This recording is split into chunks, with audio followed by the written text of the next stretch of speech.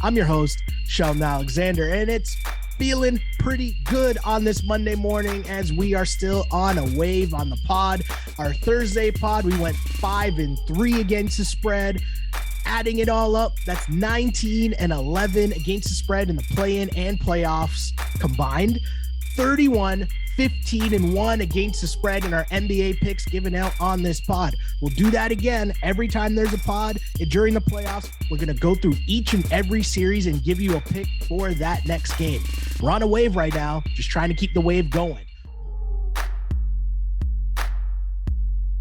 And the 1-2-3 Cancun's continue as the Heat and Hawks. I mean, maybe it's not 1-2-3 Cancun, but it could be 1-2-3 South Beach for the Atlanta Hawks as they lose game 4 at home, 110-86. It's just straight whooping. No Kyle Lowry, even with Clint Capella back, didn't matter. Game 5 is Tuesday in Miami.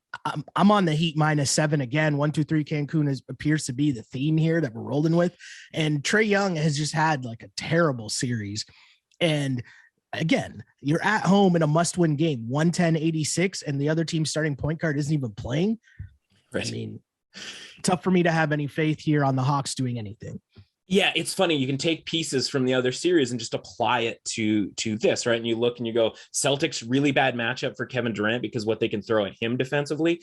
Heat, really bad matchup for Trae Young because of what they can throw at him defensively, right? And we end up, and then you take, we talk about like these teams that are not showing up again, the Nets, for example, in game 3. Well, the Hawks did in game 3, right? Like that was the game that they were always going to get if they were going to get a game. And so that's why for me in game 3, you'll recall me saying I would never bet the Heat in game 3, which is funny because I never would have bet the Hawks in games 1 and 2. And like, as much as, you can say I'll never bet one side, does that mean you're betting the other side?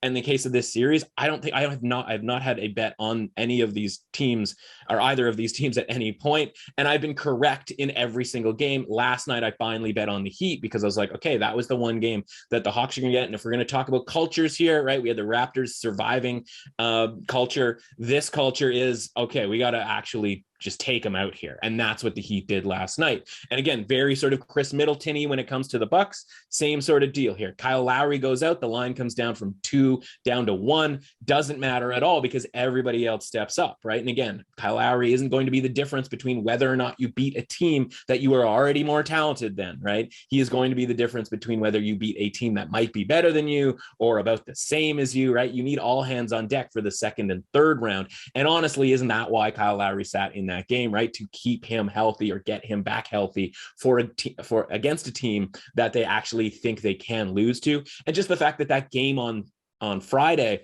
was very close, right? Obviously coming down to the last shot.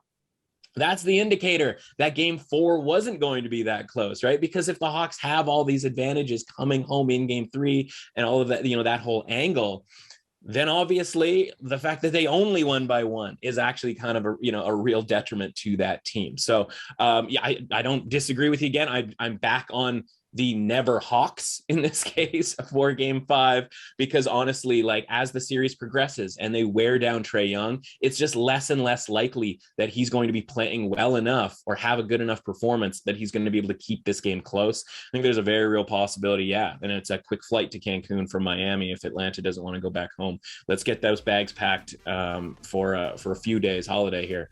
Or maybe they just stay in Miami because that's not a bad spot to be in anyway. Not a bad spot at all.